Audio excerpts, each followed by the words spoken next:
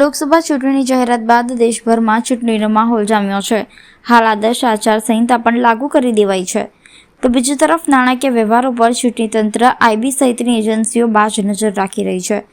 જે અંતર્ગત વડોદરા એરપોર્ટના એનઆઈટીવીમાં તૈનાત 5 અધિકારીની ટીમને ગ્રુપ મેસેજ મળ્યો હતો કે અમેરિકાના ન્યૂયોર્કથી દિલ્હી આવેલા તેજસ રાવજીભાઈ પટેલ એર ઇન્ડિયાની દિલ્હી વડોદરાની ફ્લાઇટમાં આવશે.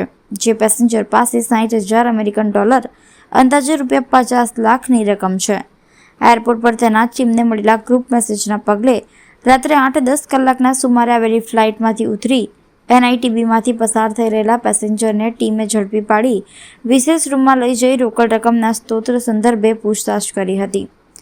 એરપોર્ટ પર તૈનાત investigation agency ED, DRI, income tax, custom and enforcement ડિરેક્ટોરેટની તૈનાત ટીમે ઘનિષ્ઠ પૂછપરછ જારી રાખ્યા બાદ રાત્રે 11:50 કલાકે પેસેન્જરને મુક્ત રાખ્યો હતો.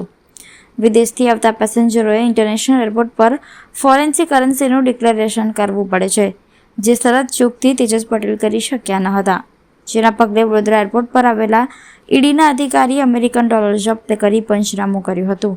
હવે પટેલને સમન્સ પાઠવી પૂછતાછ કરશે.